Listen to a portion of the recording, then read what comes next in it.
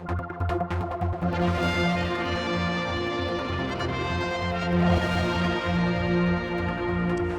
we come up to Ballacob. It's a Greenway road on the Isle of Man, and been invited up by Richard here, we talked in the past, Richard, about the damage that you perceive that's been done by off-roaders. This is bikes or 4x4s, and you've taken us on a walk around this sort of area. Now, first of all, this has been shut for the whole of winter, so only just come back online. So what we're seeing, is this damage that's been done previously, or is this new damage? This is damage that's accumulated over the last 15 to 20 years. It's mostly being done by motorbikes, although some 4x4s have come up here, but the 90% or more of the damage has been done by motorbikes, where they cut through the grass and then the rainwater runs down the ruts and carries on the erosion process. Now, there has been, some signs up here, for instance, from the groups now trying to be more responsible, do you say? Because, I mean, there's bits that have been blocked off to try and stop people from widening the road area. So people are doing their thing, are they, not to try and help?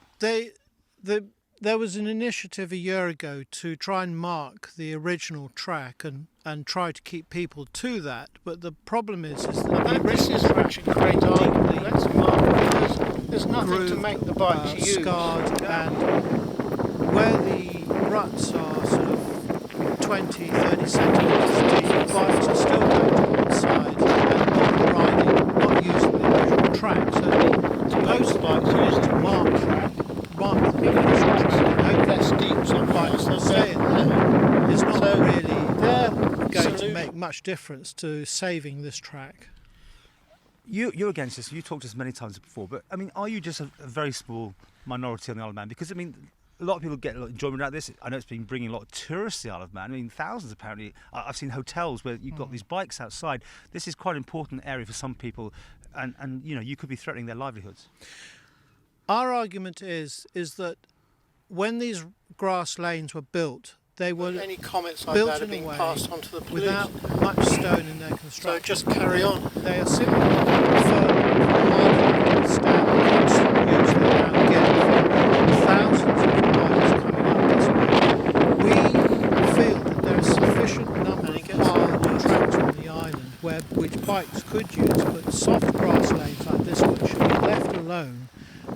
This one in particular is now very badly damaged, and the only way you're going to get this to recover is to shut it to motorised vehicles and just allow the grass to recover the ruts and the natural process of nature to start to heal the scars that you see in this. If you don't do this, the damage is just going to keep getting worse and worse until it becomes impassable to motorbikes as well. And this has happened in other tracks across the island. I said that obviously people use these all the time for what you're saying there, and they're angry with you. In fact, you have been sort of taken to task over this. I've been threatened several times. Oh, okay. Threatened? I've been harangued and threatened, right, and told to get off the island in no uncertain ways by various individuals, mainly who ride motorbikes. I've been not assaulted, but I've been verbally abused on the tracks while I've been walking. I'm prepared to put up with this because I feel this matter is so important that this needs to be brought to the public attention. And I don't really care if that's the way they feel. I feel the argument to preserve and protect what is remained of these ancient tracks is that important, and it's bound to upset some people who feel that they have a right to use them regardless of the damage they do or their condition. Okay. Well, I know you've got a meeting coming up with Lawrence Skelly, the minister down in charge, next week. Yeah. I mean, what are you doing? Going to show more evidence of what's going on?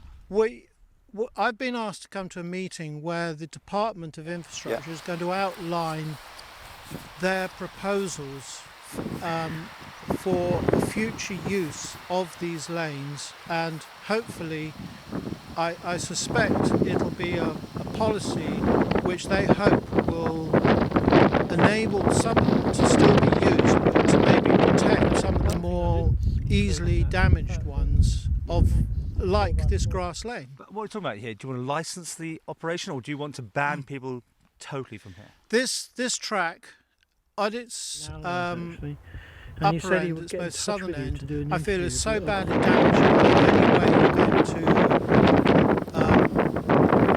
You're going to protect this lane is now shut it to vehicles, particularly motorbikes, but also 4x4s, and quad bikes, because there is no point to keep on damaging this. The evidence is here now. You can see it with your own eyes. There is no point to keep causing more and more damage to this lane, so it just becomes totally unusable. Why keep doing that? Why? There's enough other hard tracks on the island to be used. There is no acceptable reason to keep using this and causing more and more damage, because it is not going to get better. It's only going to get worse. And the evidence is here before you. I'm told by farmers and horse riders that 15 years ago this track was in good condition. It was a level, flat grass lane all the way to the top, and now you can see for yourselves the damage that's happened in the last 15 to 20 years. And horse riders no longer come up here because it is far too dangerous to be used. So they've been banned from using this because a particular group of people maintain that they have a legal right to use this lane. Well, there are a lot of other people on this island who feel that that legal right should be withdrawn because of the damage they are doing.